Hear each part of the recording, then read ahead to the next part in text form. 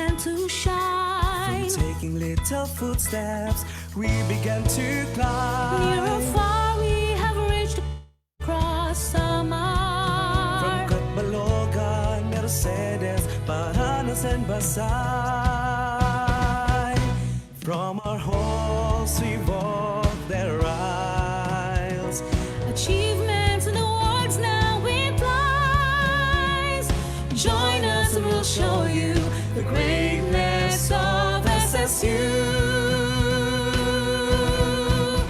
Summer State University, soaring high with excellence. Seat of innovation, we'll build and serve the nation.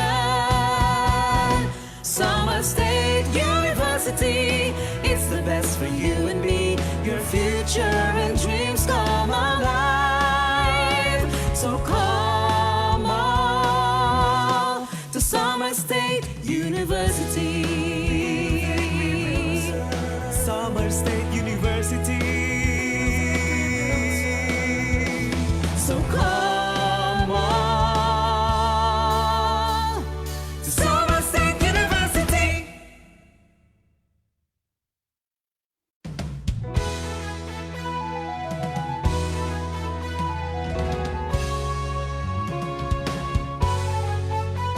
From our humble beginnings, we began to shine. From taking little footsteps, we began to climb. Near or far, we have reached across summer.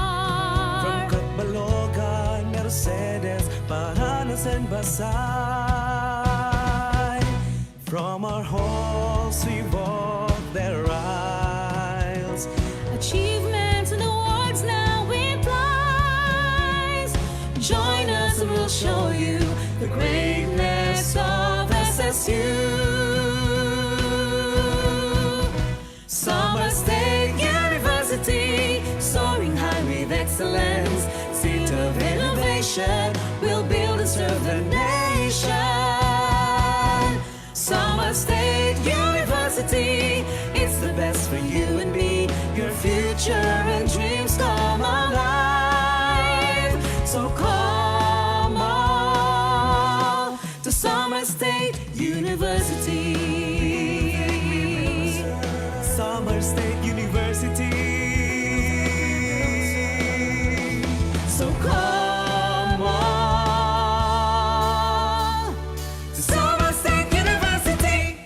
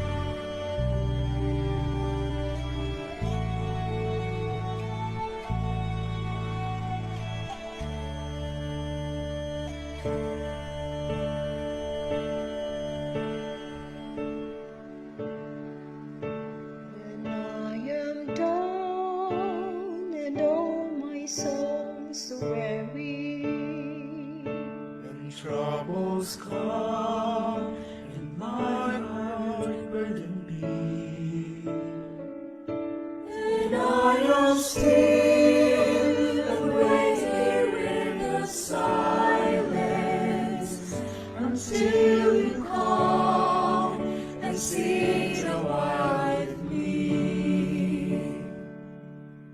You raise me up so I can stand on mountains. You raise me up to walk on stormy seas. I am strong When I am on your shoulders, you raise me up to more than I can be.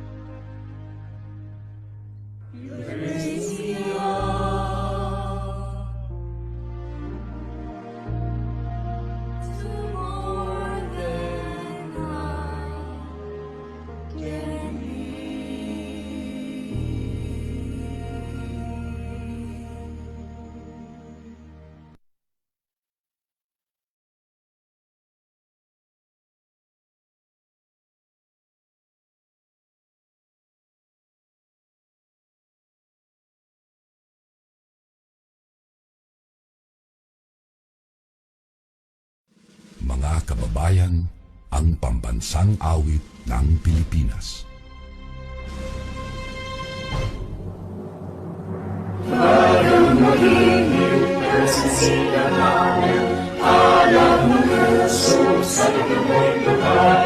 Lupang hirang, ito ng magiging sa mundo lupi, ipagkasisigil sa dagatang bulong sa simulas sa langit mo mahal. Malilat ang kulakaw, isang magaling na mahal. Ang sikat ng matawag ko'y kung kailan nagmimingin. Ang bituin na araw niyang kailan pa may nakikinig. Lupa ng araw na wala kami kasinta. Kulay langit sa piling mo. Ang ligaya ng ngayong atin. Ang mga kain ng dahil sa'yo.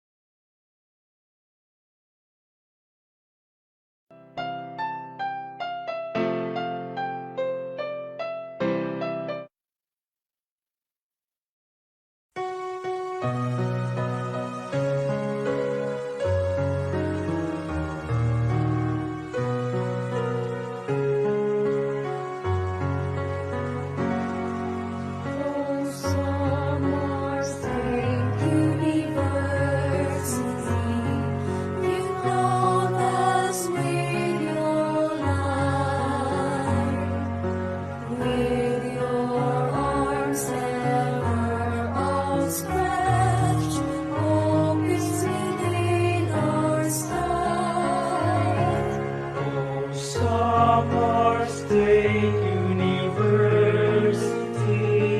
refuge of our dreams in flight.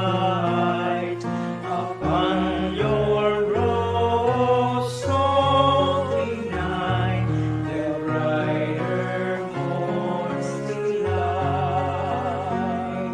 And as we cross the threshold towards the brighter day,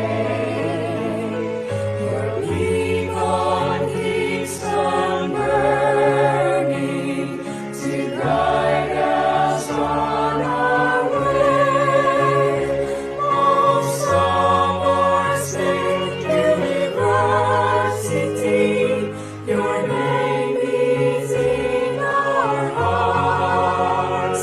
So today we rejoice and sing with love and loyalty.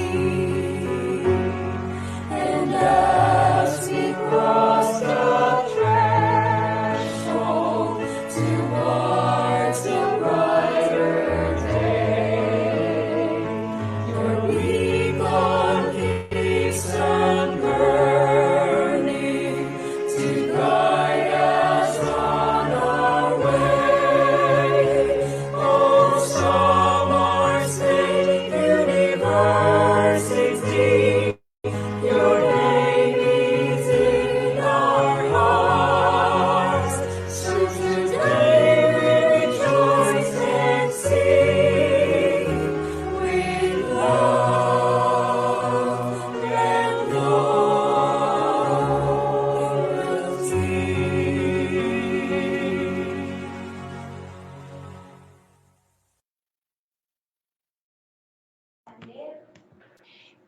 Today's business environment is not only fast-paced, but also highly competitive. In order to keep pace and stay ahead, possession of several key work ethics is a plus for achieving a successful career. This will only be possible if you have an awareness of your own personality. Hence, personality development plays a crucial role in enhancing one's personality. It helps an individual develop a positive attitude and look at the brighter sides of life. This is why how an individual behaves at the workplace depends on his or her personality. Successful careers come in many flavors, including a good personality. But work ethics is a main ingredient in most recipes of success. Before anything else, let me introduce myself. I'm Bam Abalos, your moderator for this afternoon, and let me greet the head. personnel and staff of Summer State University who are currently attending the Civil Service webinar. A happy afternoon, everyone. So to the Director of SWDS, Dr. May Canyal, the Vice President for Student Affairs and Services, Engineer Maria Lourdes Amante, and to the loving and supportive mother of SSU, President Marilyn Cardoso. Yes, we are currently multitasking, but it's still great to be of service to our dear students and other viewers. Good afternoon, everyone. To our participants in Zoom and FB in different parts of the country and the world. Yes, we have viewers from other countries because the webinars of the Student Welfare and Development Services are totally free. So the webinar this afternoon is entitled Personality Development and Work Ethics, which aims to assess and educate our student participants, especially those who will be immersing on their on-the-job trainings, and graduating students develop their personality and work ethics. So before we start with our webinar this afternoon, let me first read to you our house rules.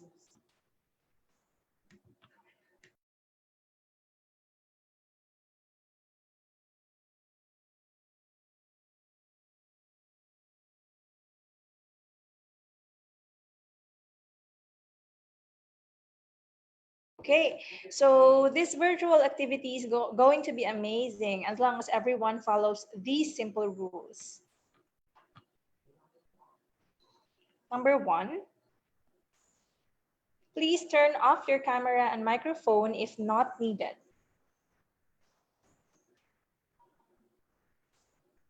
Number two, every Zoom participant's name must be in the following format: family name, first name, and middle name. So example is Santos 1A. Failure to comply will relegate you to the waiting room and not be admitted.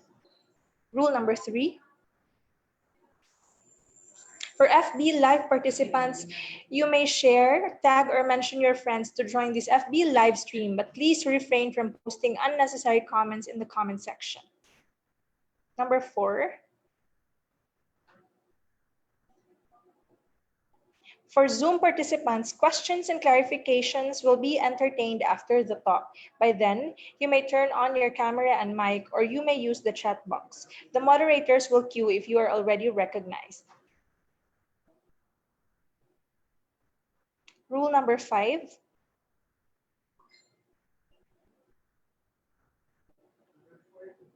continuation of rule number four. While for FB Live participants, you may key in your questions and clarifications in the comment section, but will be entertained after the talk. Rule number five, please stay until the end of the symposium. Rule number six, make sure to fill out correctly the attendance and evaluation and answer the questions to secure your certificate of participation. Link shall be posted in the Zoom chat box or FB live stream. So this is very important. Give us 3 to 5 days after the webinar. Again, 3 to 5 days and not after the webinar to prepare the certificate of participation for both Zoom and FB participants. It shall be sent to the email you used in the attendance link. And on behalf of those who will not be, in behalf of those who will not be able to join the live stream of the webinar, attendance and evaluation link will be available until the end of this semester. Okay, so without further ado, let us introduce our guest speaker or resource speaker this afternoon. So on behalf of the Director of the Student Welfare and Development Services, I will be reading the introduction. So the background of the speaker, her educational background, she finished her Bachelor of Science in Psychology at the Mindanao State University in 2002. She also finished her Master of Health Social Science at the De La Salle University in 2006, and she finished her Doctor of Philosophy in Psychology major in Clinical Psychology at the Ateneo de Davao University in 2019. She is a registered psychometrician, licensed professional teacher, and a certified life coach at the Life Coach Training Institute. Currently, she is the head of the Admission and Testing Office and a guidance designate of the College of Arts and Sciences. She's also a faculty of Sociology and Social Sciences Department and a member of the Research Ethics Committee of Bukidnon State University. She's also a former GAD coordinator for CAS, a former program head for Social Science Program, and a former OJT coordinator for Social Science Program. So let us welcome and introduce our speaker, Misael Fe Adyong Verbal. Good afternoon, ma'am. Yes, good afternoon. Good afternoon, Miss Bam. Good afternoon, everyone. So my respect to the University President of Samar State University, Dr. Marilyn D. Cardoso, to the Vice President of Student Affairs and Services, Engineer Maria Lourdes P. Amante, to the Director of Student Welfare and Development Services, Dr. May V. Canyal, and to our dear faculty and non-teaching personnel, and most especially to our students, good afternoon, maayong hapon, greetings coming from Balay, Bukidnon. So I'm indeed very grateful for the opportunity to be talking again to your institution. I think I was invited last time to talk about managing academic requirements, and to be invited again, it's really a pleasure on my end. So thank you so much for the invitation. So this afternoon's topic is very, very relevant as well, considering that we have been really observing flexible learning at the moment. So the deployment of interns or those who are in the on-the-job trainees are basically are also having some drastic changes. Nevertheless, we still have to really continue now to be talking about work ethics and personality development, because time will come eventually that we will really get back to the normal saying of really of having ourselves be employed. And I think it's really one of those important things to consider on how to present ourselves well enough so that the employees would have a good impression on us. So hopefully in the next couple of minutes, we're going to be going over with the nitty-gritty now on how to develop personality and the essential things to consider when we talk about work ethics. Okay, so let me share my screen.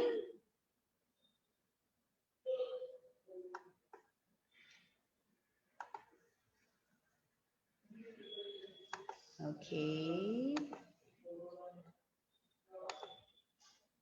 Wait for a while. Okay, so for about an hour, we're going to be talking about personality development and work ethics. And I think this comes very, very timely, especially for graduating students or those who are now in their internship. So I think the essential components about the things that we have to prepare are going to be tackled in the next couple of minutes. So we're going to be going over it. But before that, I would just want to ask this question. I think this is also very, very important to consider that we are still in a pandemic right now. We are still currently under a crisis. So I think before we have to really start the entire session, I would have to really ask you that question. So how are you today? I think it's very, very important that before we can proceed now with developing personality and all of these things, we might as well find time to really just introspect and to really ask ourselves, how am I doing right now at this very hour? So it's very, very important to really find time as well to really introspect and do self-examination, because when we're going to be talking about personality development, it all goes back now to examining the self. It all goes back now to assessing you. And it all goes back now to really finding the time to really go back and introspect. How have things have been affecting me in the last couple of months? So right now, we're going to be ending, I think, second semester sooner or later now. And you have to congratulate each one of you, diba? You have to really tap on your shoulder that, hey, a big congratulations for really the resilience that you have been showing since the start of our academic year for the first semester. And now we're actually second semester na ta. We're going to be ending second semester and you are still there, diba? You're almost graduating now. So how about a big congratulations now for the resilience that you have been showing all throughout the couple of months that have been yeah, for the past couple of months. So yeah, how are you? And that's the most, we tend to really be having that as a very, it's one of those questions which are normally answered in the most civil way. And if we have to really answer, if we have to answer it in the most genuine way, in the most authentic way, we also get to have responses that are very sincere, responses that are very authentic as well. And I think since we are actually under the program of student services, I think it's also very, very, very, very important to really be asking this truthfully. So really consider now and assess where our students are coming at this very end. I mean, emotionally, psychologically, these are also important components to consider before we have to proceed with our session. Okay, so I hope you would have that answer. Normally, I would have this challenge of not answering by the words okay and not okay. You have to be specific. How are you today? Normally, we get the answer I'm okay, I'm okay, I'm not okay, I'm okay, I'm okay, I'm not okay. How about having a little twist on that? Challenging yourselves not to be using the words okay, okay, okay, or not okay. I mean, really going over with the detail and really examining yourself.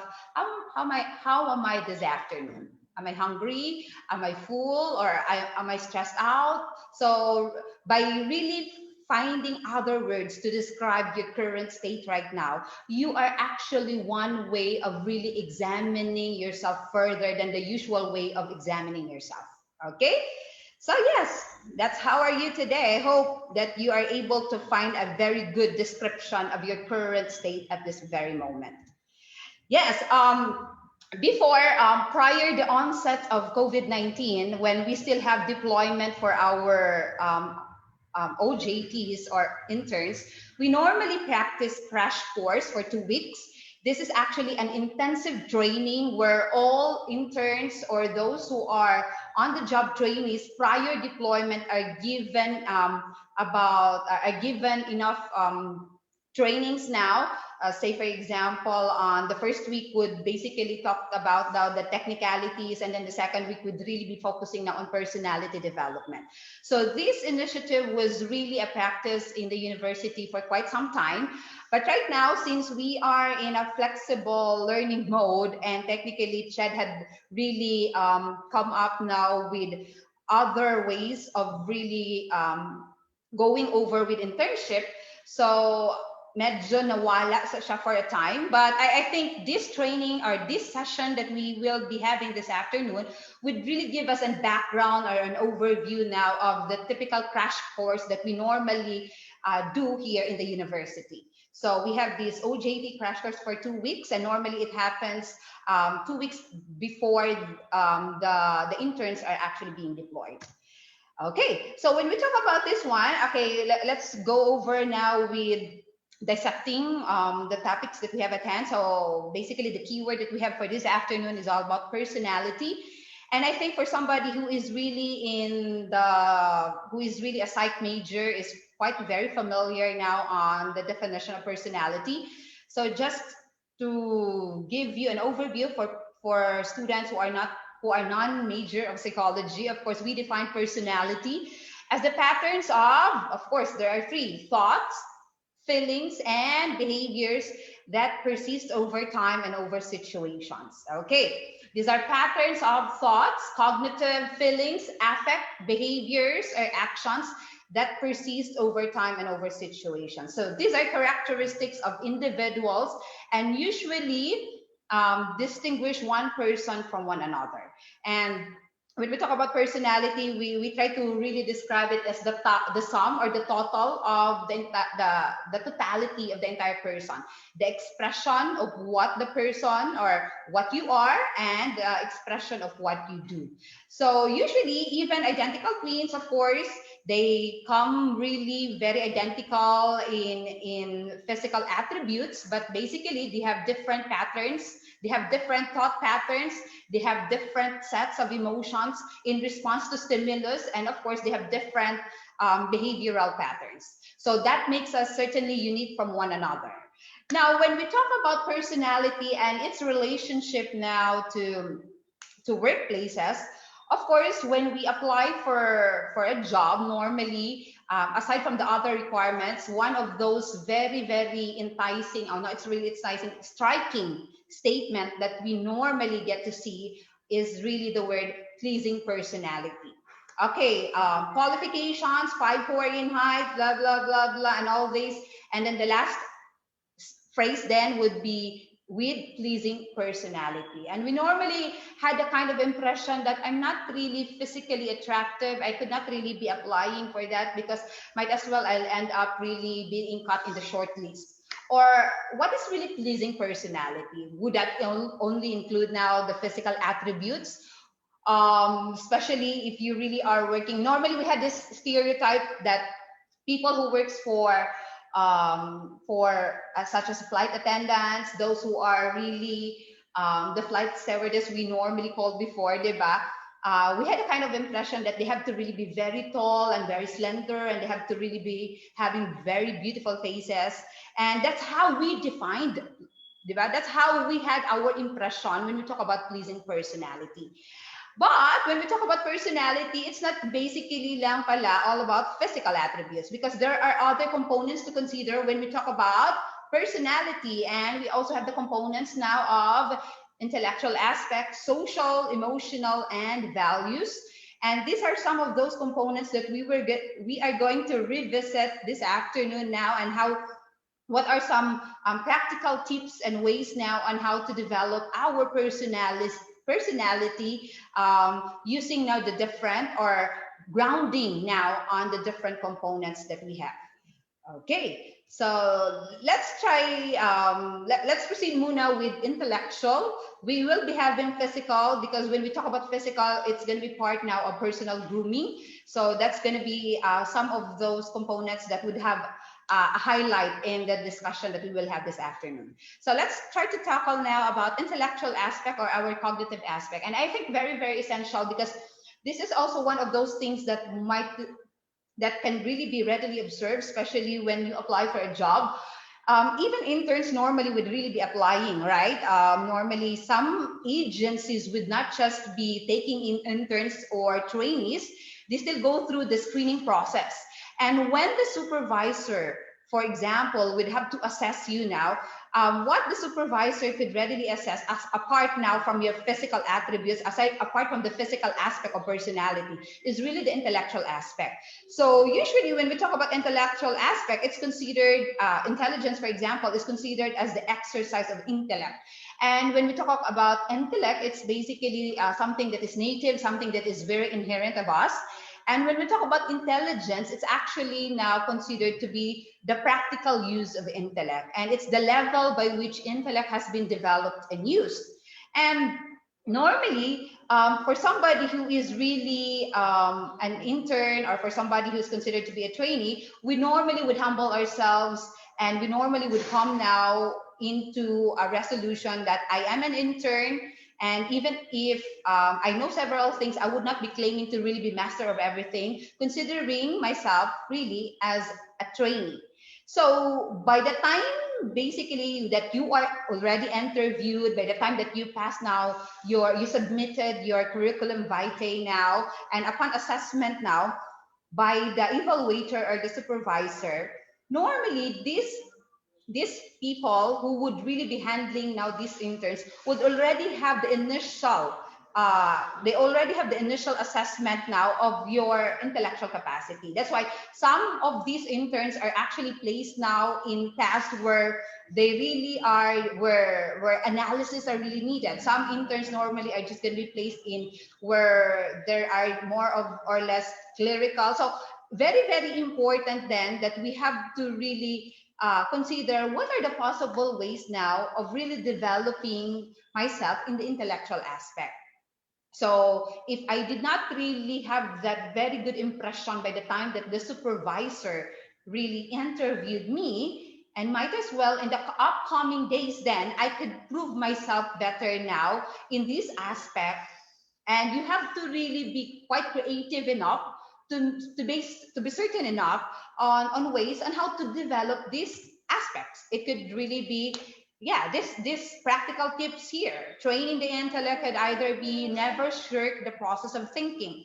So which means to say here that always find time to really use the process of thinking. I mean, siguro at this very moment right now where you are having these modules right now and you find several activities very difficult to understand, and you normally would just not be resorting to really thinking or processing. You normally would just resort to going to the internet now and finding now the the supposed answers to these questions.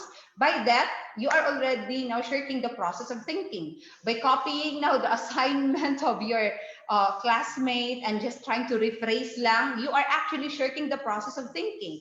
So by training your intellectual capacity, it actually means here that you never grow tired now of thinking, of example of which is really going over with puzzles, example of which is really finding the time to really think and analyze things then.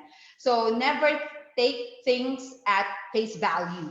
Okay, that's why it's almost related to the fifth one there, develop the habit of asking. So for example, my professor before in my masteral years would normally have this kind of habit and would actually have us in would normally instill in us really the value of asking, that you never have to, you have to really put it systemic in you to really be asking questions. It's not that you ask questions for the sake of just asking questions.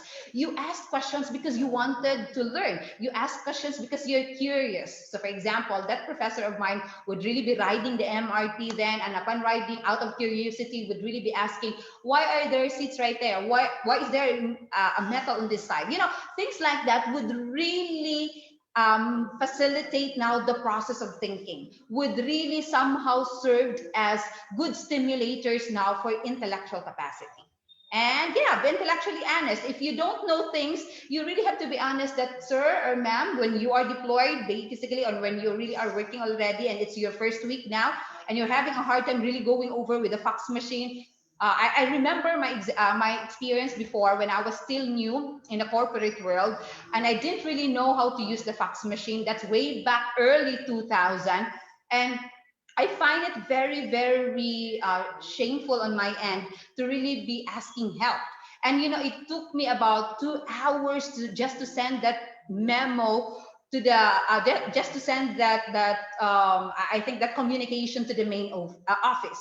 And yeah, because I was not intellectually honest, I didn't really know how to operate at that time. So I should have really been honest, and I should really have admitted to myself that there really are things that I could not be learning automatically. So you have to be intellectually honest in order for you to really be to develop your intellectual capacity. You cannot really be claiming at all times that you know everything. There really are a time now of submitting oneself that, hey, I don't know about this one. And by claiming that you don't know about that particular stuff, you are actually also empowering the person on the other end. You are also empowering your colleague. You're also empowering your supervisor. You're also empowering that, yeah, can I teach you about that? So it's not just a one-way process that you gaining something of the information. It's also it's a two-way process that you're also learning from that. At the same time, you're also empowering the colleague that I can be help. I can be of help to you. So murag, it's also establishing confidence in that person that, yeah, you are teaching me to learn from this particular stuff now, and I consider you. I am grateful enough for the things that you have been teaching me. So two-way process. Okay, continue the process of jotting notes. If you wanted to really learn, it's very, very important that you have to have a note by your side. It's something that you have to be very, very much familiar, especially if you are an intern.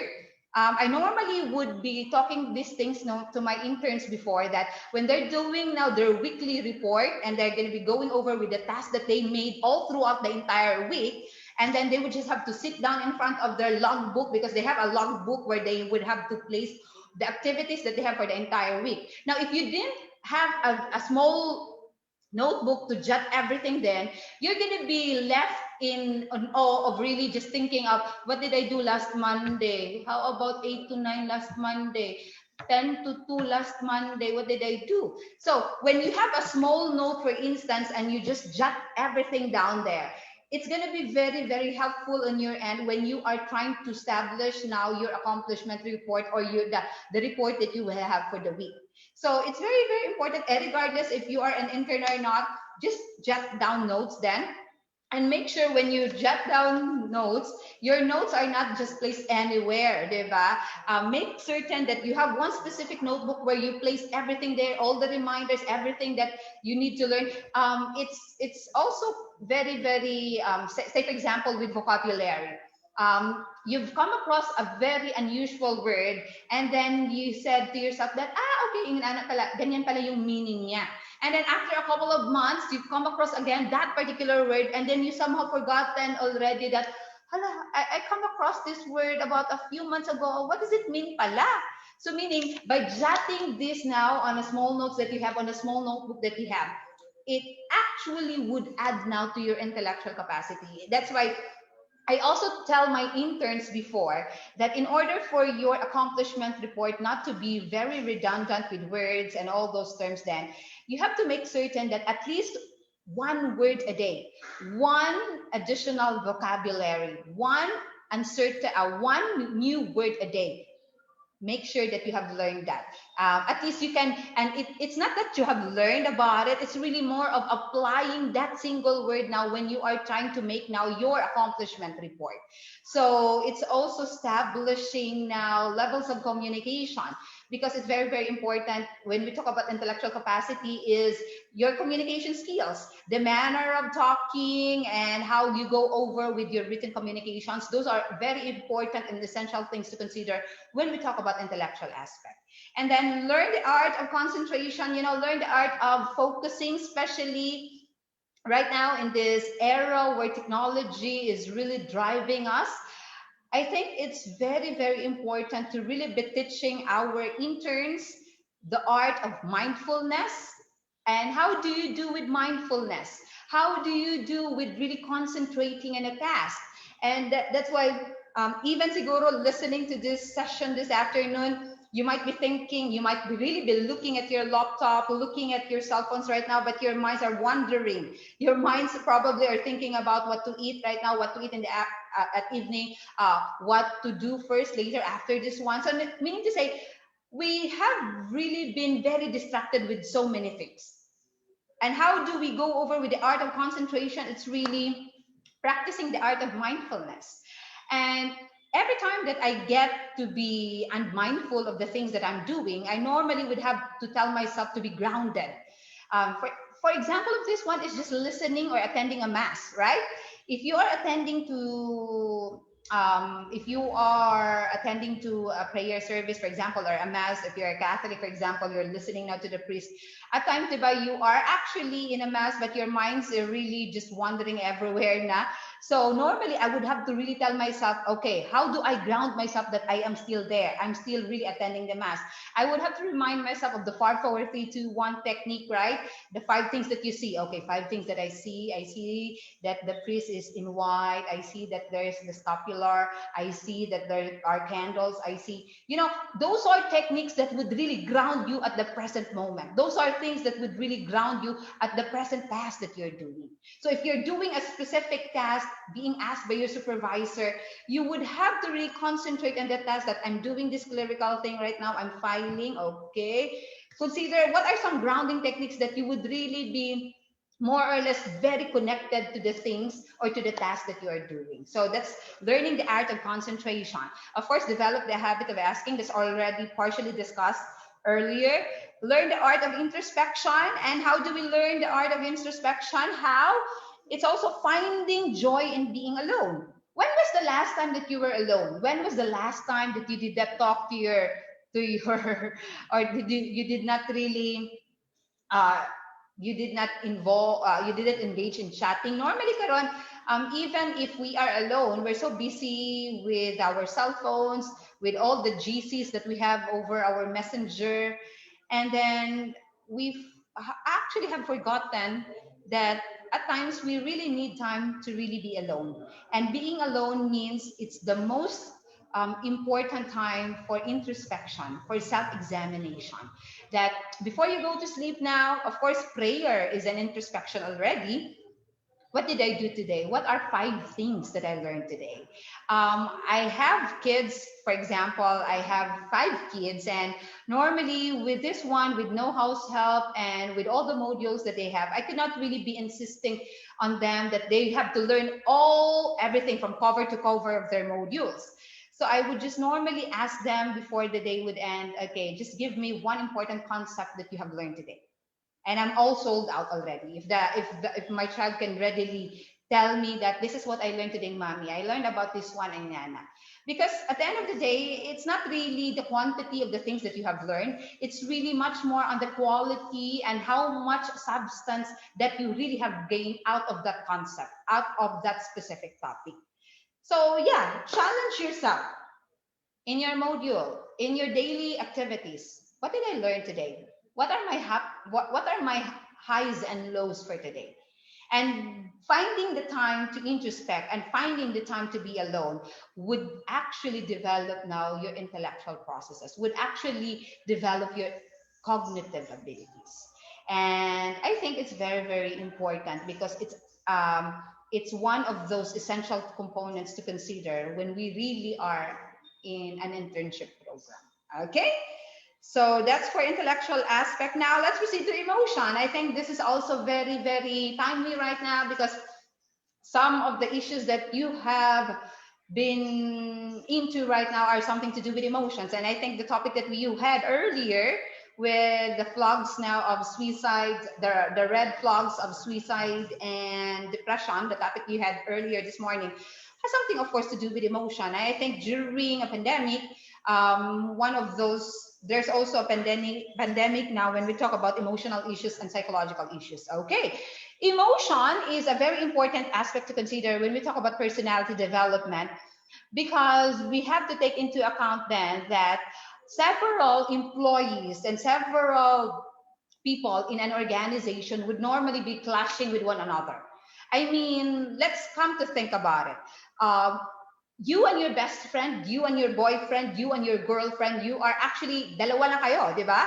But how come that medyo ga-clash pa gihapon? Because your personality are actually quite different from one another. Of course, you have different interests, you have different, your strengths and weaknesses. Normally, in the field of, I'm grounded in positive psychology, and normally we don't call weaknesses as weaknesses. We call them as less used strength.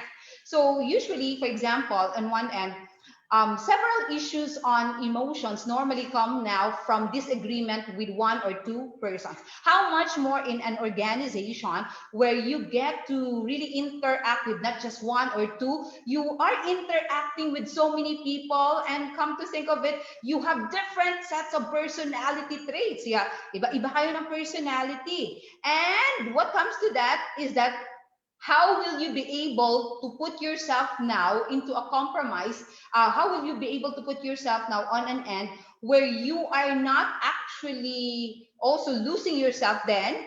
Diba? Parang you are to really compromise now with the norms of the organization without losing your identity as well. So when we talk about that, it has something to do with emotion, of course. So when we talk about emotion, I think it's very, very important that you're able to identify, of course, the difference between emotion, feelings, and mood. And I think I've discussed this partially before, but I have to really just revisit na lang the definition. Diba? When we talk about emotion, emotion pertains now to the 5 to 6 seconds reaction of a certain stimulus. You get to see your friend, you get to see your classmate from elementary years, and then you say, hi, hello. That's basically now the 5 to 6 seconds response, and that's emotion. Feelings basically is that when you try to process and when you try to interpret now your emotions, that would give rise now to feelings. And then when feelings, supposedly, it's either also pleasant or unpleasant. When you have unpleasant feelings, typically they have to be processed. And once they are actually processed, or once they are not processed, they also give rise now to unpleasant mood.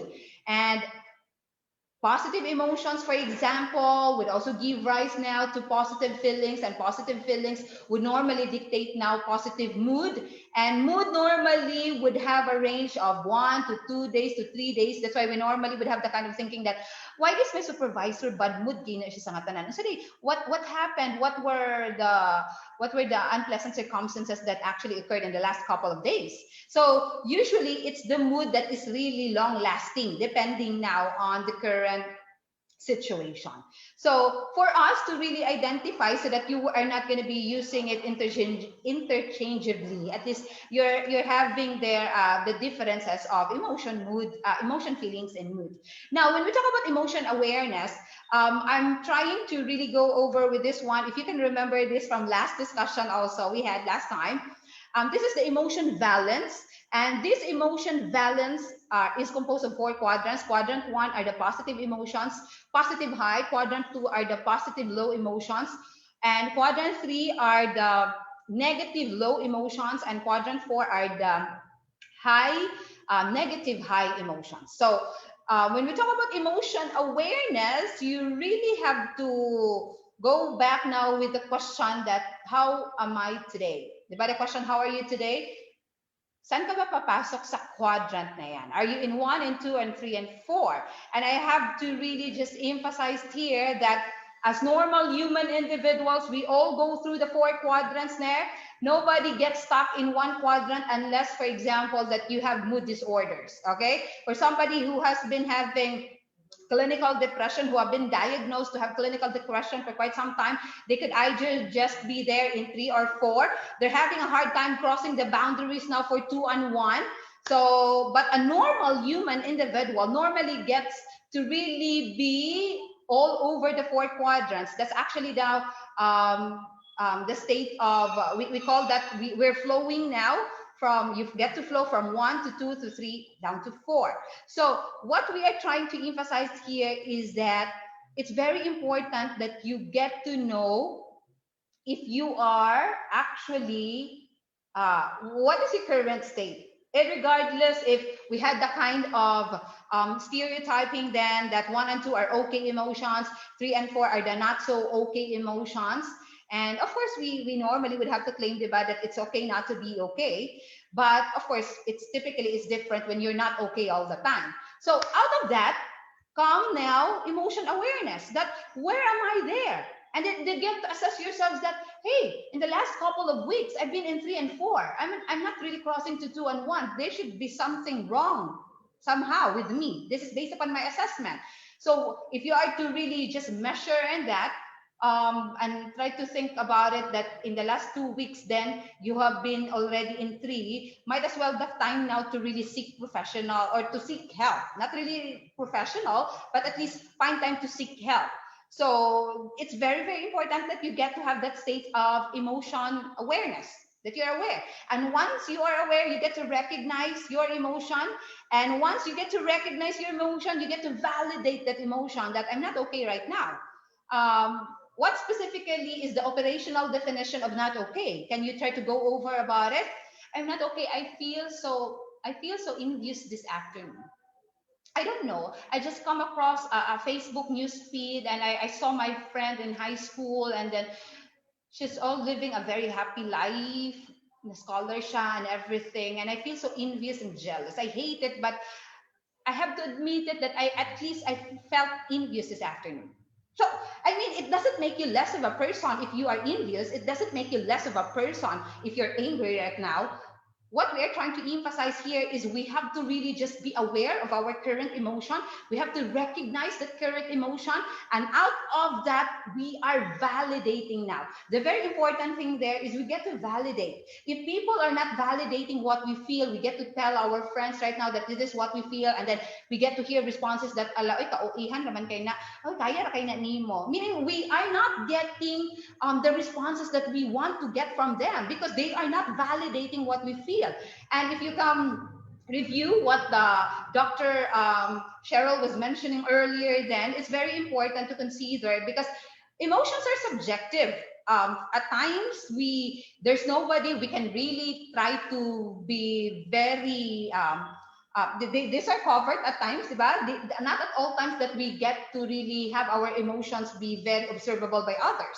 So meaning to say, you are the first person to validate your emotions. And if you're keeping it from yourself, that's going to be very difficult for you to proceed to the last stage there, which is emotion regulation.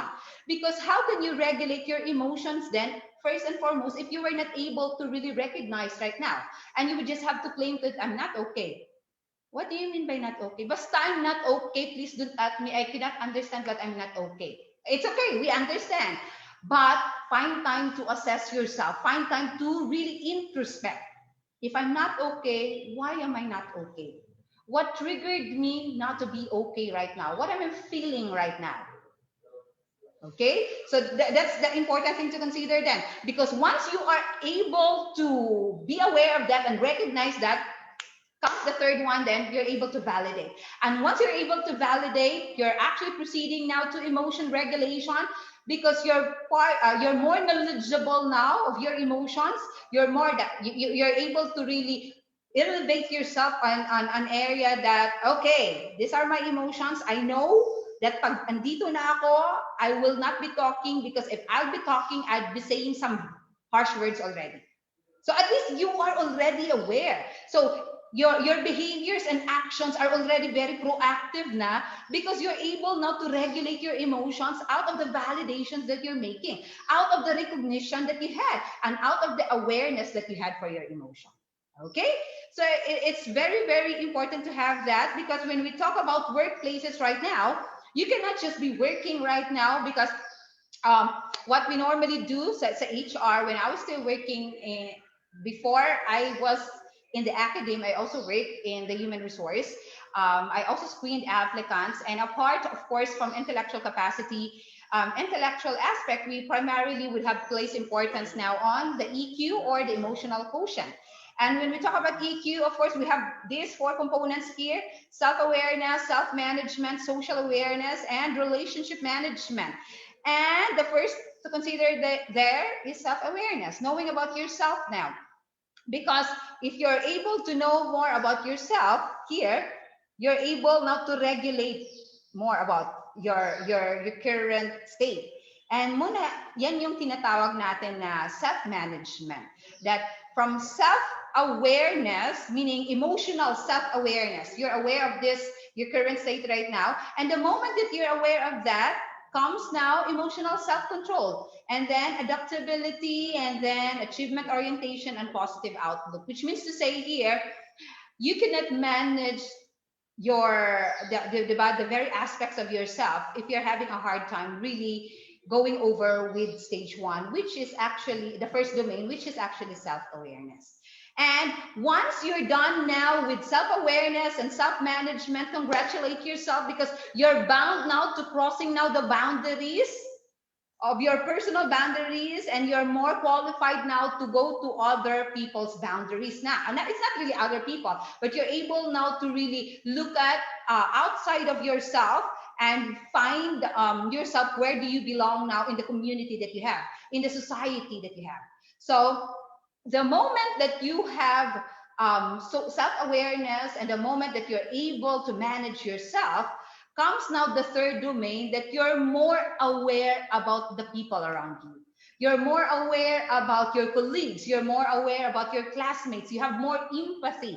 You have more organizational awareness, that you don't just really, you don't just go over with somebody's life. You are actually looking at it from a perspective that, ay, kaya pala siya ganyan. You know, of course, organizations are not perfect, right?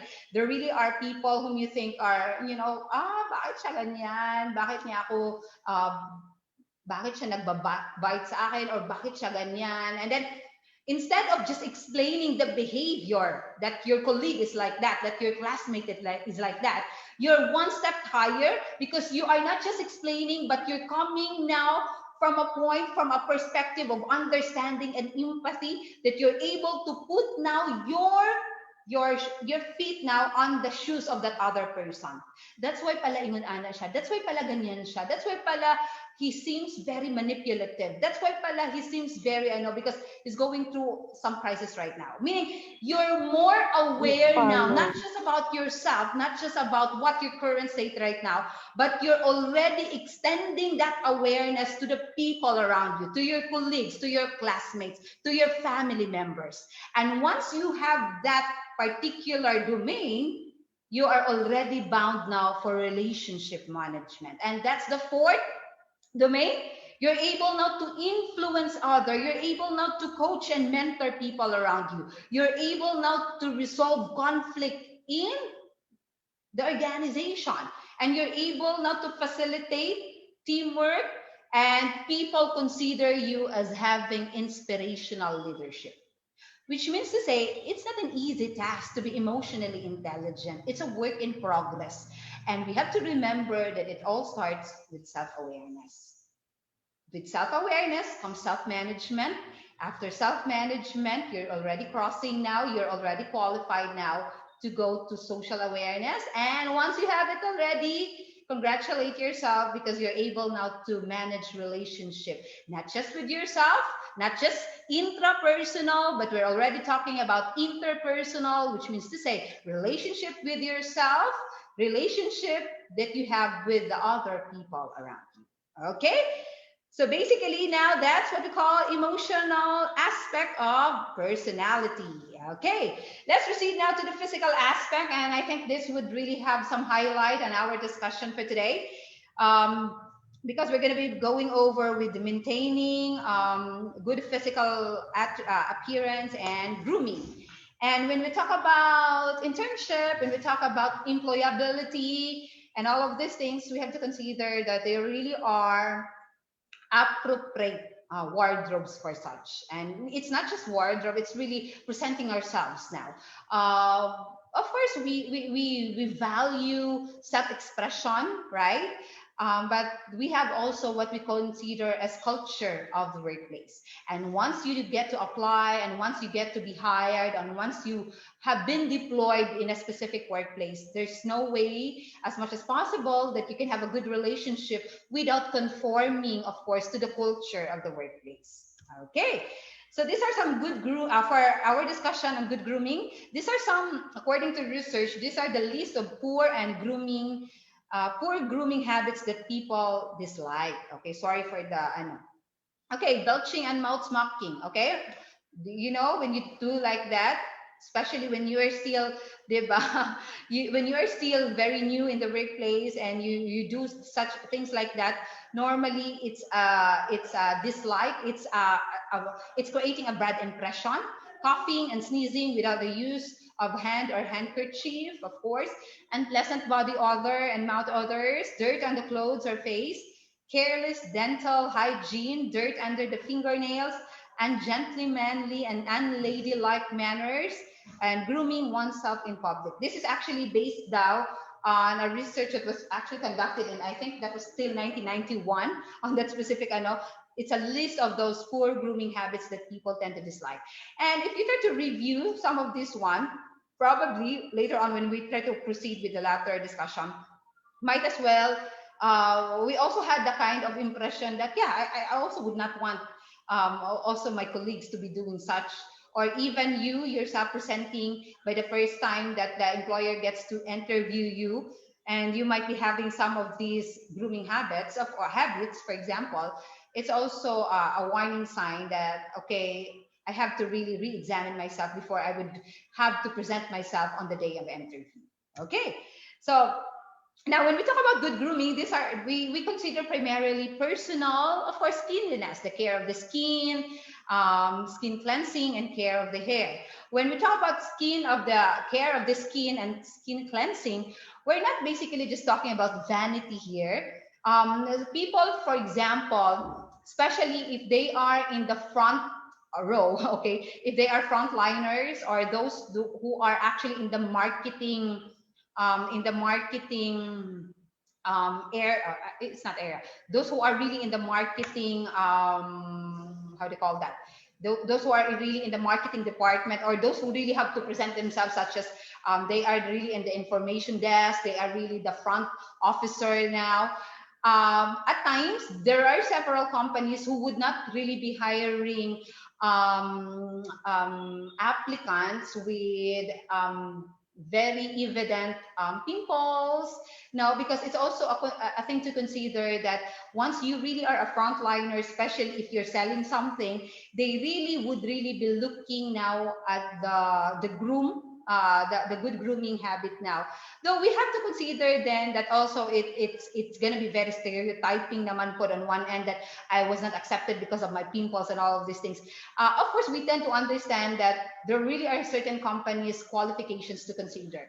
So for example, if you're working, for example, for, let's just name a drop name, say a makeup company, for example, or for example, Watsons, or yeah, ang tanan nilang lahat na kanilang mga the ones the sales clerk and all of this one have to really be very very conscious of the skin that they have, because primarily they are actually going with skincare. So these things are very important to consider, because skin is also one of those primary attributes, physical attributes that is readily evident, especially during the time of interview. That's why normally, dako siyang pogi points gyud pag you have very good skin care.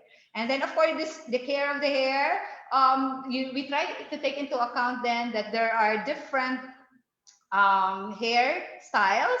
And normally, especially right now with the evolution of expressing oneself, you could have this weirdest hairstyle and all of this one. But when we talk about good grooming, there really are particular or appropriate hairstyles, especially with the type of work or job, I mean, that you are applying for. So there are also specific hair styles for the different facial shapes. So specific face would also entail a very good hairstyle in order to present one in the most pleasing way. Okay, so that's part of personal cleanliness. And then apart from that, of course, yeah, the nails. They say normally that when you try to apply for a job, especially for girls, you don't present yourself with very loud color of your nails. You have to make yourself very neutral on the day when you try to apply for a job. The color of your wardrobe need that very loud as well, very neutral, as well as probably the color of the hair, that when the interviewer or the employer would have to interview you, nothing is so very distracting on the sight of you would really disturb now the employer. Okay, so that's very important to consider. And then there's wardrobe analysis. That's also part of good grooming. Practical basic wardrobe notes on proper choice of dress, the color of the skin, the eyes and the hair, and the occasion. Of course, we take into account then that I'm going to be discussing the basic wardrobe later on, but we have also to really consider the color of our skin. And normally for Filipinos and for Filipinos, we really are actually having very atong skin is really moreno and morena. So there are specific colors that mubagay at parang very complementary. So we go with coral colors that normally would just harmonize and complement our skin. So even with our eyes and hair, the way we do with makeup, as much as possible, girls, we take into account that we are not joining a pageant. Okay, we are working. For example, we are going to office. We are doing a job interview, and there are actually so many tutorials now on what to do with very light makeup that are very appropriate now in workplaces. So we have to consider that as well. Apart now from the hair, we also have to consider, of course, the makeup that we do, and of course the occasion. Of course, your wardrobe first and foremost has to consider now the theme of the occasion. You don't dress up in a formal gown when you are actually for an interview, right? So there are what we call wardrobe analysis, when and how to use specific wardrobe for a specific occasion.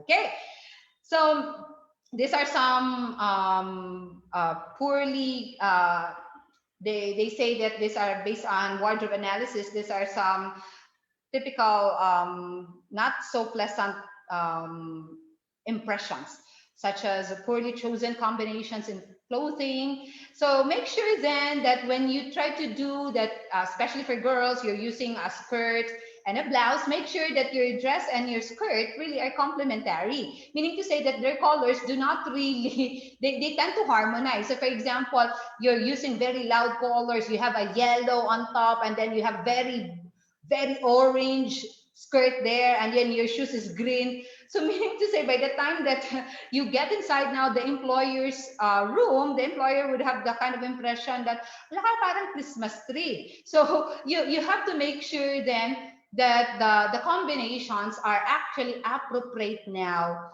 to, it's complementary, they harmonize to one another. So flashy and conspicuous clothing. So for example, do not as much as possible go to office or in a workplace or have yourself be interviewed with a very loud trade or a mark there such as Hollywood, and then you interview with your shirt like that, or say for example millennial, and then for example on that end the employer gets distracted by the very big statement that you have now in your shirt or in your blouse. So make sure that there are no flashy, no distracting things there when you are in the workplace. Inappropriate clothes for the occasion, pants, jeans too tight. Um, Normally, when you do for an interview, especially in the workplace, unless it's really a Friday, for example, where there is really what we call casual day, pants and jeans so much as much as possible are not really allowed, especially for interview. If it's the first time that you would be interviewed, you have to present yourself that it creates an impression on the employer that you somehow did prepare, that you did somehow made an effort for the interview. Loud, sagging socks, of course. Okay, loud colored shoes, very orange, very red. Not wearing any socks, of course. As much as possible, especially for boys, you really have to be wearing your socks, and there is an appropriate way of wearing the socks. Unpolished, dirty shoes, of course. Wearing sweatshirt and collared t-shirt to school or work.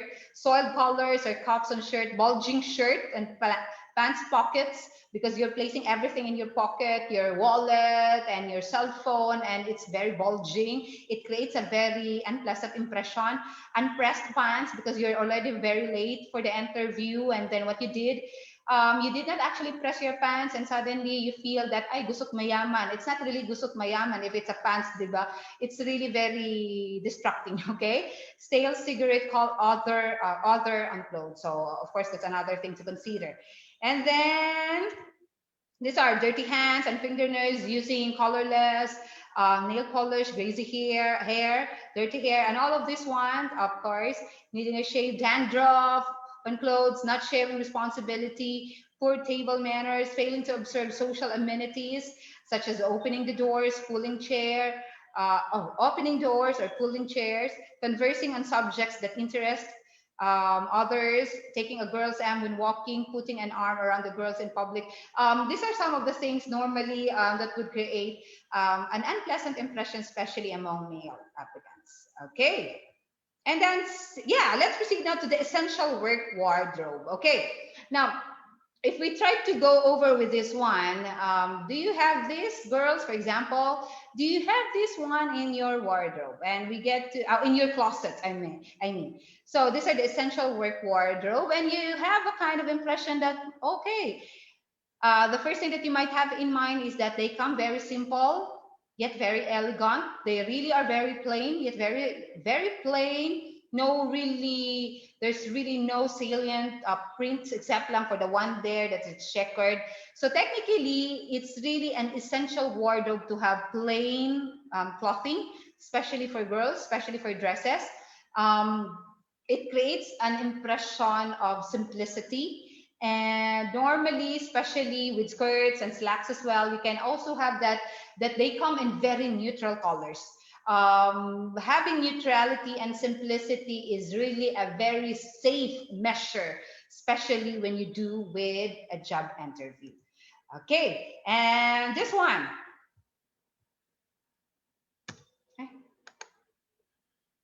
Okay, so some things to consider now. Vertical lines. When you do with, if you wanted to really look slimmer as much as possible, you do with some lines that are actually quite vertical, because they are actually giving you the illusion that you're more slender, right? Horizontal lines actually gives or adds width, and it reduces the height. So these are some of the principles that you need to really take on, especially when you're trying to dress yourself, that if you want to look slimmer, make sure then that you're not having stripes that are actually very horizontal. Instead, have it the ones that are really very, that are vertically aligned. Vertical ang lines. It creates an impression that you're taller. It creates an impression that you're slimmer. And then broken lines decrease height and often add the width. Now, so for example, if for girls that are quite shorter and you're trying to create an impression that you're taller, make sure that you really don't have some broken lines. As much as possible, have a whole dress, not below the knee, especially if you're shorter, because if you're having below the knee, it would really have to create an impression that you're quite shorter and you're quite connected to the ground. So what we do normally is that make sure lang that it's quite a few inches above the knee or knee level, and it's not really broken, which means to say dili siya skirt and blouse. If you wanted to really have an impression that's flowing siya and medyo it creates an impression that it's continuous, make sure then that you have a dress that's simple, that's neutral in color, and there's no big prints in it, and that would create an impression of simplicity and neutrality. And then rough, shiny surfaces like satin silk and sequencing to make the figure larger. Okay, so at least that's an added thing to consider. Rough, thick, and heavy fabrics we add weight as well.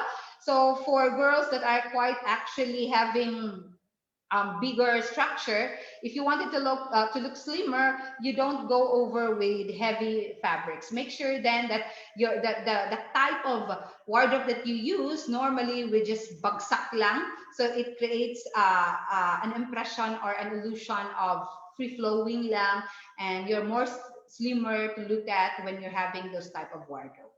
And then very thin, transparent, and see-through clinging fabrics play up the faults of the figure. Only a slender and proportional woman can wear these fabrics, okay? And then when you do with such things like that, make sure, of course, you really have to take in foremost the structure and the height. It's really very important, okay?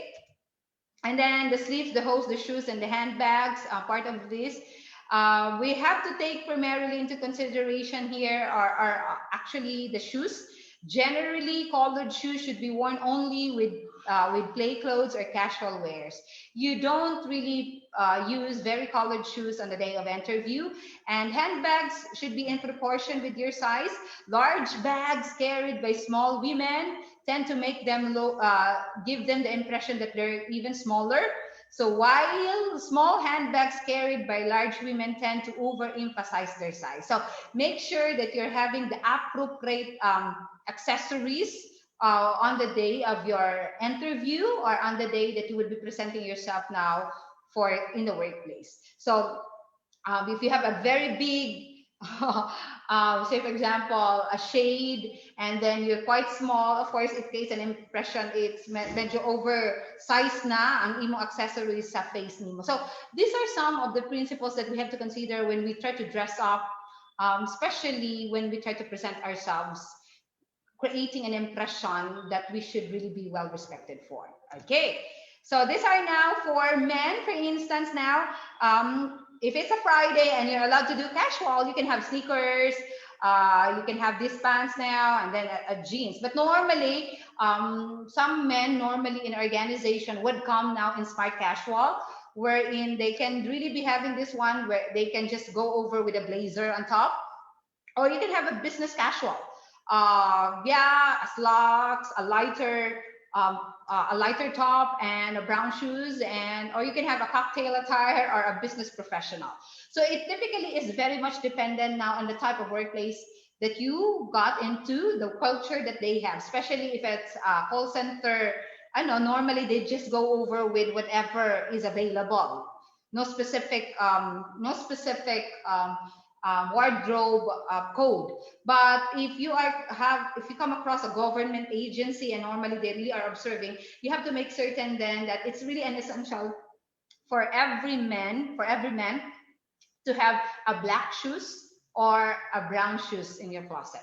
So it would really add now, as much as possible, it creates a sense of formality that you can be wearing a jeans with your brown shoes and things would it would create a different impression. Once you have a black shoes, once you have a business shoes, for instance, or a black or brown shoes. So at least lang it creates an impression. Or even a blazer, a coat. You can be in the casual wear, boys.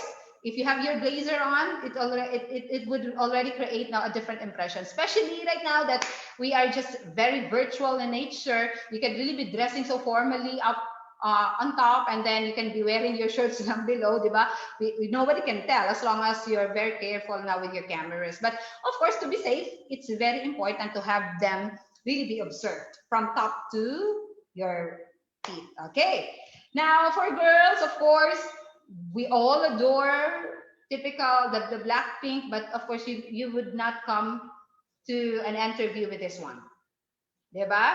You can have the best figure right now with your 24 inches waist, but you would not be allowed as much as possible to have a crop top on the day of interview, which means to say there are appropriate wardrobe to be used on the day of interview or on the day that you would have to present in the workplace. Or for boys, we are adoring BTS, for instance, diba? But you cannot be using that slacks and that coat and that tie, and they all come very, very flashy, okay? So they can just be worn in parties. There are appropriate places where these wardrobes has to be used, but basically they cannot be used now in the workplace.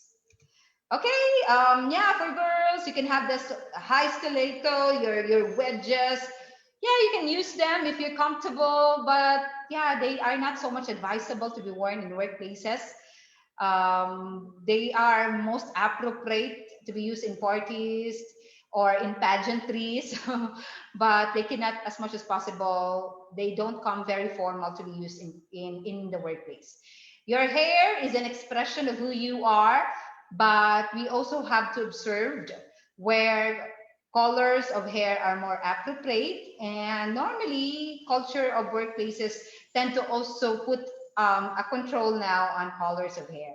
You cannot also go to work now using tattered pants or even have yourselves be interviewed having tattered pants. Okay, some of those things which I know that you are already very knowledgeable of, but I think needs a little reminding on your end. Okay, so some business casual dress for work. You can have a tasteful jewelry, belted sweatshirt. You can have this one.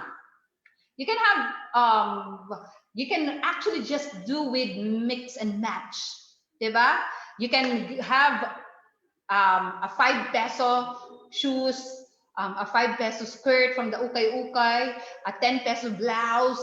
You were walking now, and ang cost sa imo, you're actually just a walking 45 pesos, but nobody can tell that the things that you actually wore is only costing to 45 pesos from the ukay-ukay because you actually pulled it off, which means to say you have that analysis that how and where to use specific wardrobe, which means to say it also comes now from the ability to really be very, very creative in yourself.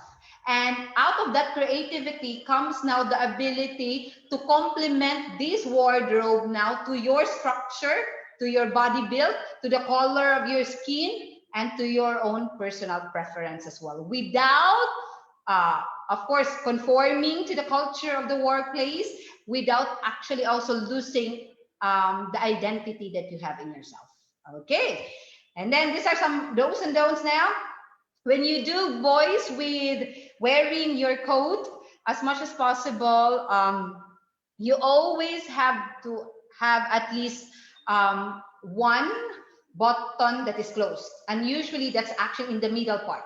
Okay, the one that's on the top of it, the third one, it could either be much dependent on your preference. You can have it closed or not, but make sure the one in the bottom is never closed. Okay, the one that is always closed as much as possible is the one in the middle.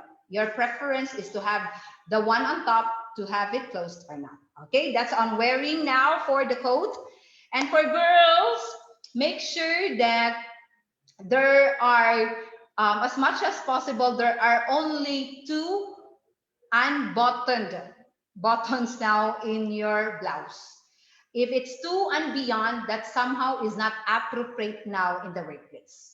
Okay, it has only to have one or two unbuttoned, because if it's more than two, that seems already quite inappropriate for interview or in the workplace. And for jewelry and accessories, okay. Now you can have all the fine jewelries. They can be very 24 karat gold, but to be putting everything and to be using everything, you have your very dangling earrings there. You have your you have your necklace with that very alluring pendant. You have your ring and your bracelet. You actually look like, more or less, sorry for this one, para siyang Christmas tree with everything now that seems very distracting. So we also have a rule of the thumb for that, that when you're using already your pendant, as much as, especially if you have a necklace that's actually very loud, the necklace, a pendant that's very loud, you have to make certain that your earrings are not very loud as well. So if you have a very big pendant, your earrings should be relatively small, or you could not be wearing any earrings at all. You know, the rule of the thumb for fashion designing, it's actually less is more. The lesser that you have, the more impact that it has. So if you're already having now your necklace, your earrings, I mean, you could not just be putting your necklace. You could either be just having your bracelet. So really just at least two accessories at a time. We recognize that you have the best accessories in town, but to be using them on one-time shot, it's actually a no-no now for wardrobe analysis. Okay? Now for boys, now for the use of necktie, make sure that your tie is not readily very long, or your tie is not also very short. The most appropriate way of having your tie is just really on your belt. Where your belt is situated, supposedly this is where the tie is really up to. So that's a rule of the thumb for the use of necktie. And this is one now also for having wardrobes. If you are already using, say for example, you're quite revealing here on top, make sure that the one in the lower part is quite close. That's also the rule of thumb. If you're quite revealing on the lower part, make sure that you're quite more conservative on the upper corner, on the upper portion of your wardrobe. So that comes in neutrality and that comes in balance. So you cannot really be very open on top and very, very open. Also you also have very exposed skin on the lower portion, because it creates an impression that it's quite vulgar. So the rule of thumb there, it's quite open here, make certain lower, close ang boss. Sa baba, if you have a lower that is very revealing, make certain that your upper part is not that revealing as well, to create balance. And then if you are also using a lighter top, make certain that you have a darker lower. And if you have a lighter lower, make certain as well that you have a darker top. You know, the principle on balance and neutrality. Okay. And then when you're using, when you are not using, say for example, a tie, you make certain then that you are having really a belt. Okay, for boys. So if you're not having any tie at all, make certain that you also have a belt to accessorize now your wardrobe. And for girls now, this is the most appropriate thing to consider now. I know for some girls, you might be really very, very comfortable of having this one, but the rule of the thumb now is that the open, your blouse should, or the cleavage part there should not really be 4 inches away from your collarbone. Okay, if this is your collarbone, the opening of your blouse should not be 4 inches below that, or should not be more than 4 inches. Okay, and this one, yeah, this is the thing that I was mentioning, that you could have the belt now. Really, it's not very unpleasant. It's not very pleasant to look at if you're using a long sleeve with the slacks without a belt for the boys. And then make sure then that when you are using a slacks, your shoes really has to either be black or brown, and your slacks should really be as much as possible, not really very, very bitin. Okay, it should really be very, very appropriate now to your height. Of course, we're very much ano right now with, of course, diba, come the John Lloyd type. Okay, you can have fitted slacks. There are already styles on slacks right now. Make certain then that they are really very appropriate now to your personal taste as well. Okay, no tags now for wardrobe. Make sure that you remove all tags. Baka may ano pa, may tag na price. And then for girls, avoid having so much printed. If you have already stripes and then you have flowers pa and petals, it's very, very distracting. So if you have already some stripes, make certain then that the other parts then are not already as loud as the other prints as well. And then boys, if you're wearing a slacks now, and then make sure that your socks, when you sit down, is not short enough that some naked skin would be seen. So the rule there is that your socks should be long enough that when you sit down, no part of your skin is actually shown. And then for girls, of course, okay, as much as possible, there are what we can wear sleeveless, but make certain then that sleeveless are not really that revealing enough. The use of spaghettis and all these straps normally are not really allowed in the workplace. Okay. Now, of course, we also have to just discuss briefly lang, I think it's already 3:40, values. So when we talk about values, it's also very important to consider because we're talking about ethics now, and this is really the last component that we have to tackle when we talk about personality development. And we're talking about character here. This includes the person's attitudes, beliefs, and philosophy in life based on the culture, religion, and environmental influence. And normally, its manifestation is through the character of the person. So professionalism isn't just a set of appearances, such as the very good wardrobe that we have, regardless of that, the neatness, the good grooming, the shop talk, and the like. Nor is it about technical skill. Many technically skilled people are not really professional. So professionalism defined by who you are, that's your inner character, by what you do, the behavior that you manifest, the behavior that you display, and how others perceive your image, how you project, how you deliver yourself now to the people around you. Okay? So when we talk about that, we will actually, it's more or less related now to work ethics.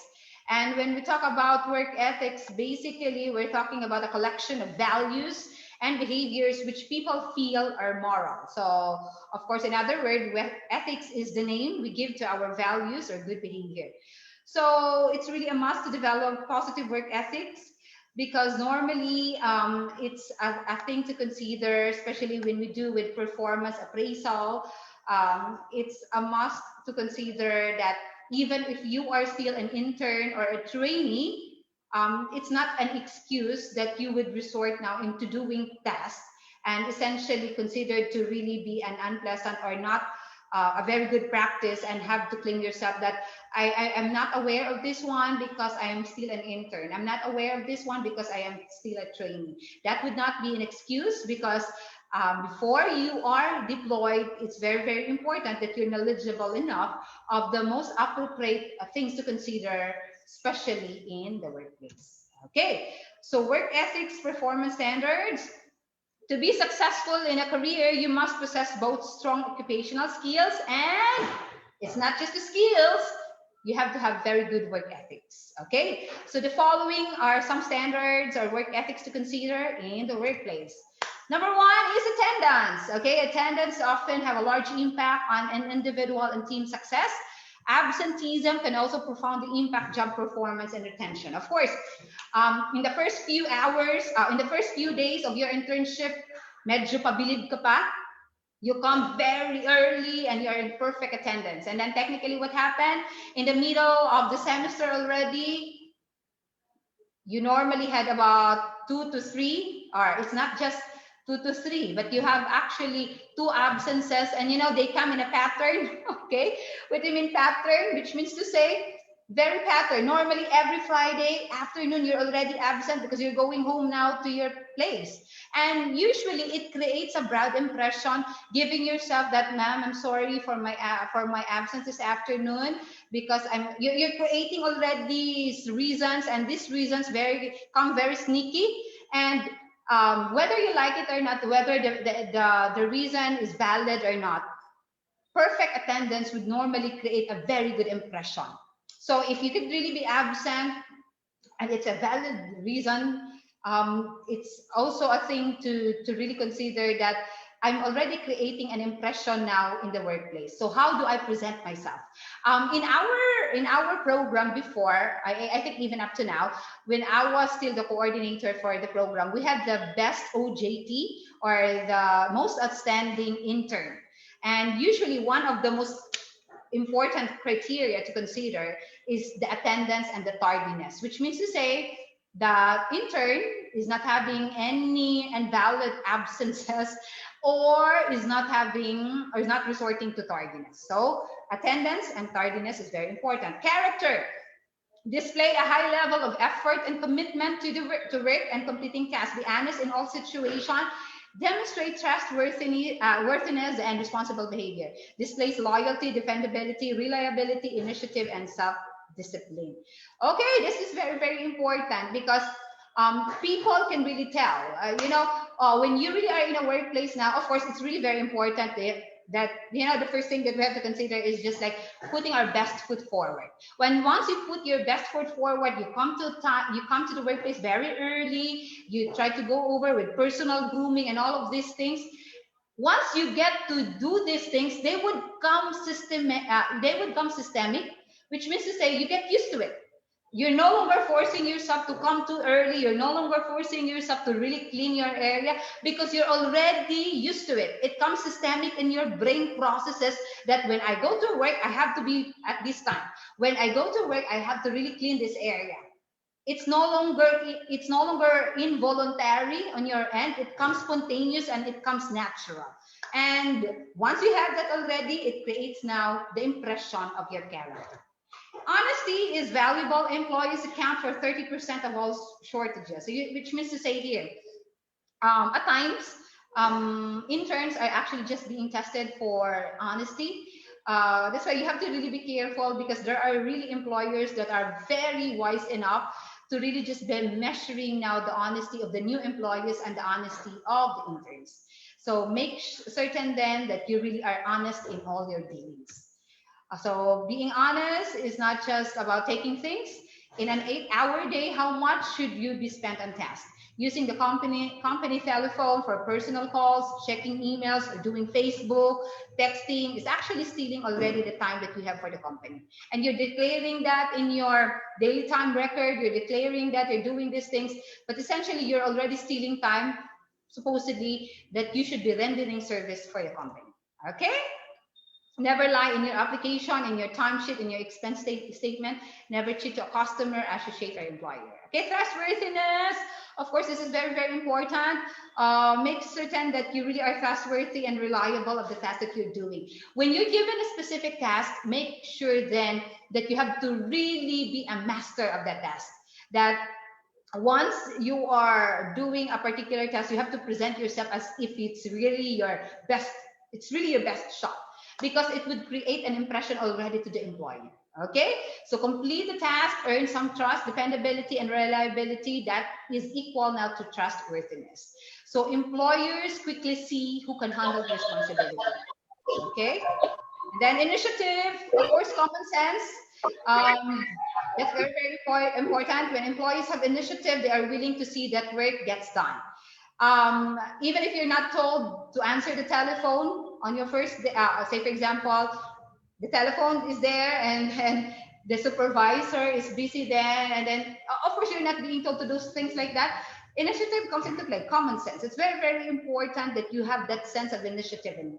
So employees would have this sense of initiative and they're willing to see work is get done. You're doing things with less supervision. You're doing things even without people around you. You can readily do the task, and that's initiative. That's common sense. And then self-discipline and self-responsibility.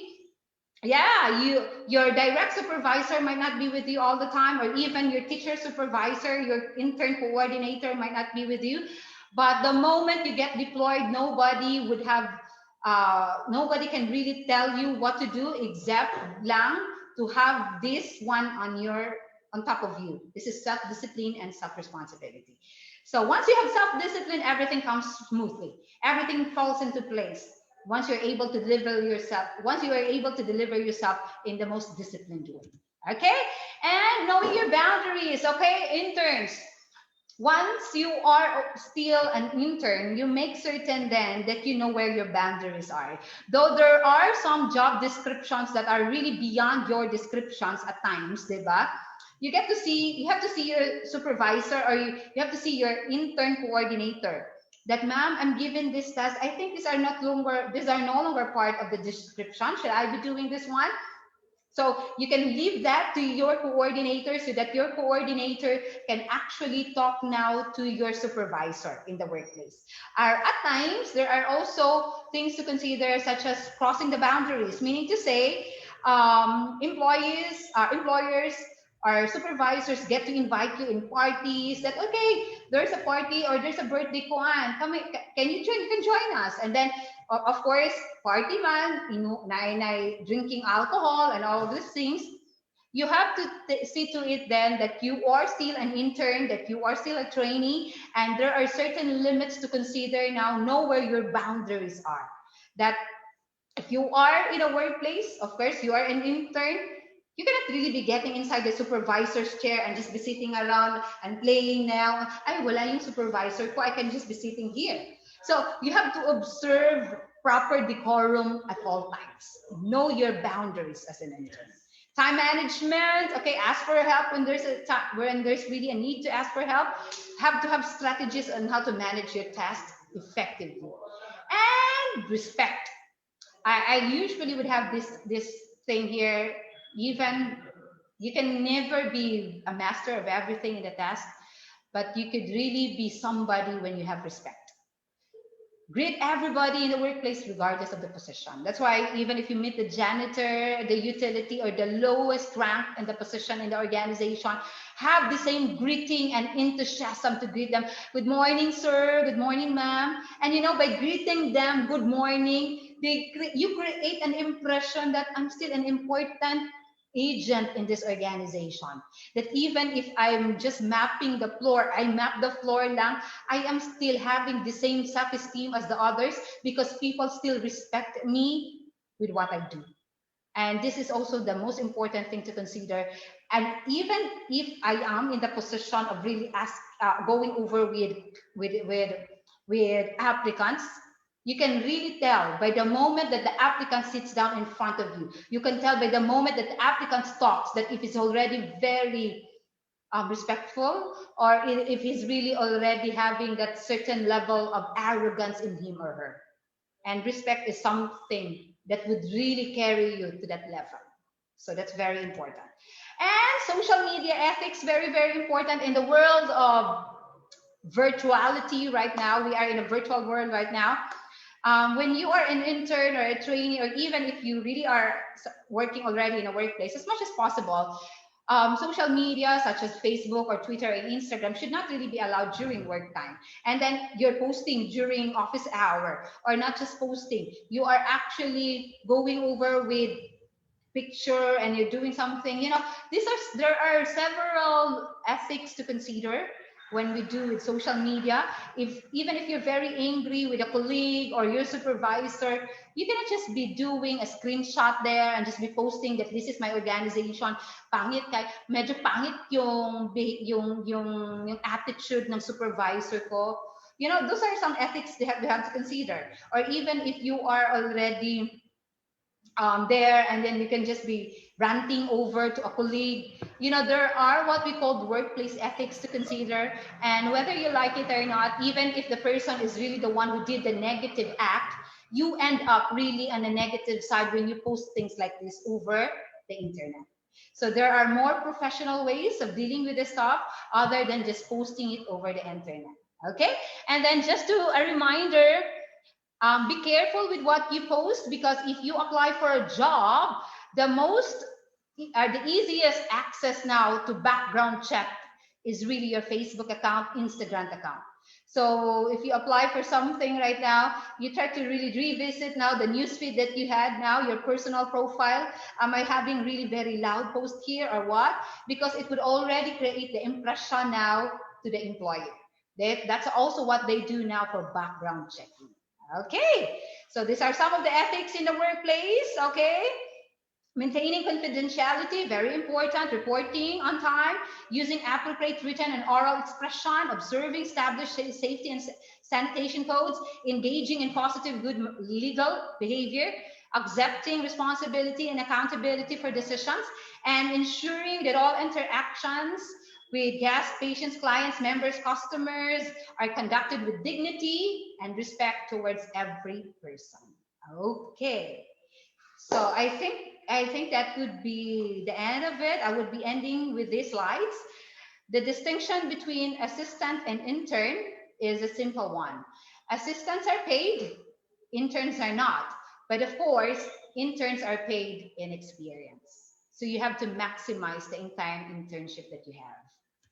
And the expert in anything was once a beginner. The supervisor that you have right now, the boss that you have right now, the manager that you have right now, also was an intern, also was a trainee.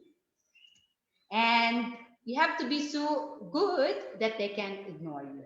You have to be so good in the task that they assigned you that when you graduate, automatically you would be part of the family that they have. You would be part of the company that you have been in, that you have been actually applied, that you have been accepted as an intern. So create an impression to the company, because the impression that you have to the company is actually the impression that they have for the program that you belong, for the course that you belong, and in totality for the university that you belong on. So you're not just bringing your name there, you're also bringing now Samar State University. So with that, be so good in the area that afterwards, automatically you get accepted and you get readily welcomed wherever you go. So thank you so much for the time. I guess I would have to end up my discussion with that. I'd be stopping my share screen right now. So salamat sa tanan and thank you for listening. Thank you so much, Misael. Indeed, great things start from small beginnings rather. So, it's just so great to have you again, Misael, and we had a lot of takeaways this afternoon. And we have one question here, just one, probably because your topic or your discussion was very concise and very specific and detailed. So we have a question from Jennifer Serrano. Personal development is a process that everyone should embark on in their lives. It helps us to evolve and see the best side of ourselves. What is your takeaway message for those persons who find it hard to develop or improve their personality? Okay. Okay. Thank you so much, Ma'am Jan, for that. The question is very, very, I think it's a very good question. What is your takeaway message for those persons who find it hard to develop or improve their personality? I think it all goes back, Miss Jan and Miss Bam now, to really knowing yourself. I think when we go over with personality development, nobody gets to really be a master of himself or herself.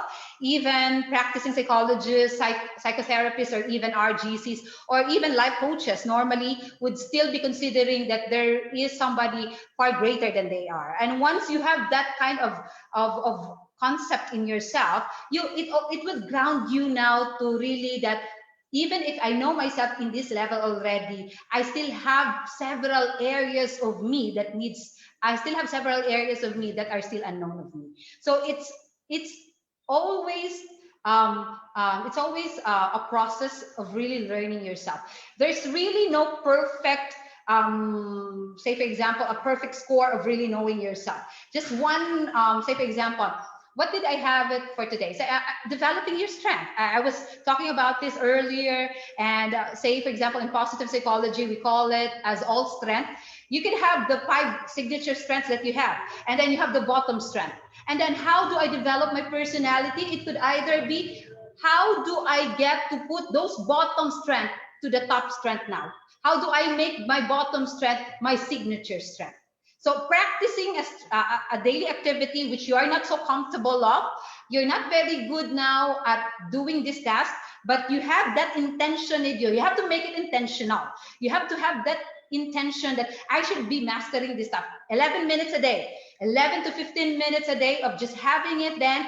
And after 21 days, you're making it already a habit then. And after 3 months, then you're already developing a lifestyle, which means to say, out of the bottom strength that you had, you truly are transforming that bottom strength now to become a signature or a top strength. And even without knowing that, people can already tell that you are not just really developing that part of you, but you are already transforming and transcending from the person that you are already. So depending on that, but more or less, it's really much more focusing now on knowing and assessing your strengths. Okay, I think that would be Miss Jen. I hope I did answer your query. I'm also learning, Ms. Zyle. Thank you so much, because it's true. It's very, very, very difficult even in understanding yourself. That's why this is my dilemma, because I have a subject. I'm teaching understanding the self, and I'm always telling myself, how can I teach understanding yourself or understanding the self if me myself can't even understand myself sometimes. Yeah. So yeah, we have another question here from Mika Villa. So, how do you, I'll just rephrase it. How do you draw the boundary between you and your boss who is close to you? Yeah, okay. I thank you, Miss Maika. Okay, basically, when we do with yeah, boundaries, very, very important. Because first and foremost, I think by the moment that you got yourself now in the workplace, or even if you are new in the workplace, there are what we call now the contract, the agreement that you have. And technically, these are the ones that are setting now the boundaries. They are the one that gives you now the things that you should be doing and the things that you should not be doing. But the question here, what if you are quite very, very close now to your supervisor? It would normally be very difficult, especially if you would want to say no for things like that. Now, sir, I cannot, or ma'am, should I say no if the employer or the supervisor would want me to go on a personal event? So the thing there is just to politely say no.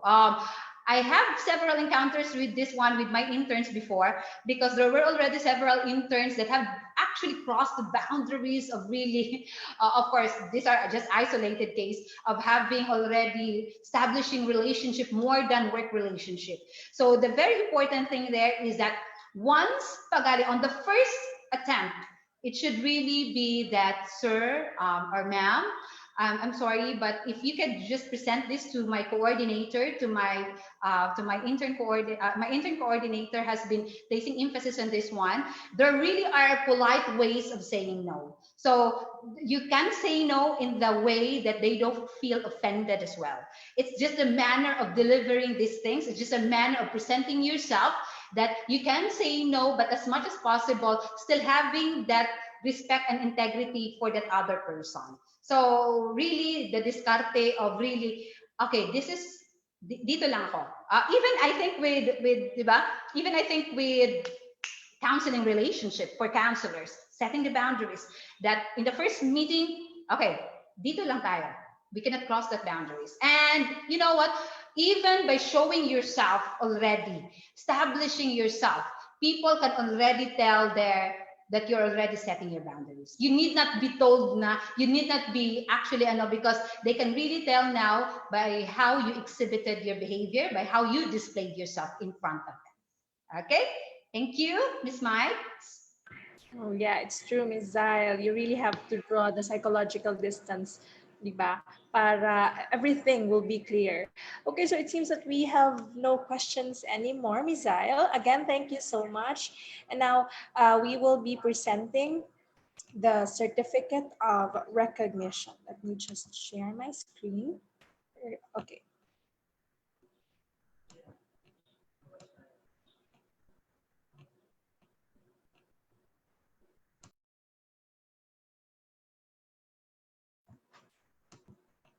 Okay, so here it is. Summer State University, Office of the University President, present the Certificate of Recognition as awarded to Ms. Sile Feverbal, PhD, in grateful recognition for imparting her valuable insights and expertise as a resource speaker during the webinar on personality development and work ethics held on May 12, 2021 at Summer State University. Given this 12th day of May 2021, at Summer State University, Catbalogan City, Samar. Signed, Marlene D. Cardoso, University President. Again, we are so thankful, Sile, for again considering our request to be for you to be our speaker this afternoon, and we look forward to having you again in our next webinars. Thank you so much, Ms. Bab. It's my pleasure. It's indeed my pleasure to be of service. Thank you again. Thank you, everyone, for this afternoon. Yes, can we have a photo op? So those who are in Zoom, can you please turn on your video so we can have our tutorials? We have, how many panels do we have?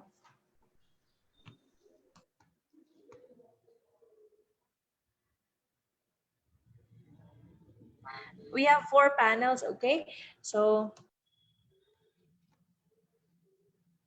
okay, so, okay, ready? Can we all turn on our videos, our cameras? 1, 2. Okay, for next panel. Okay na, Jacob? Okay, for next panel. 1, 2, 3. Okay, for the third panel. 1, 2, 3. And for the last one. Ano? Hanggang 3 lang pala. Okay, thank you so much again. And to those who are in Zoom, who are not SSU students, thank you very much. We will be posting the link for the attendance and evaluation after this webinar. Okay, thank you so much again, Ms. Zyle. Thank you so much, Ms. Bam. Thank you so much, everyone. Salamat.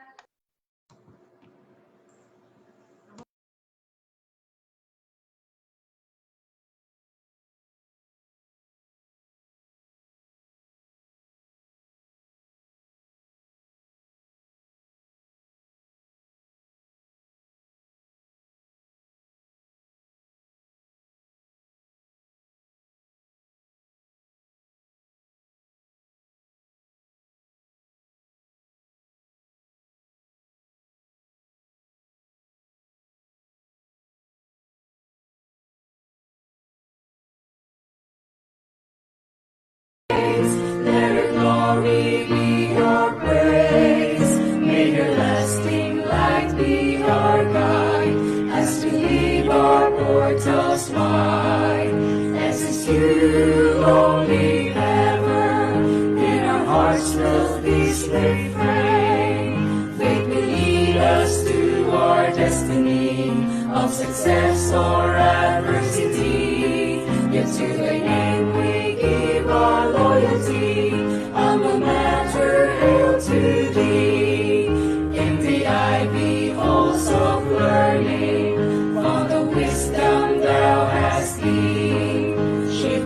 us for home and country, for our nation's great and free. Sing we of her fame and honor, carry we her banner high. On and on we march to victory, proud and bold forevermore. SSU, our beloved school, we will cherish your name for aye. With grateful hearts thy children loudly cry, SSU Mabuhay.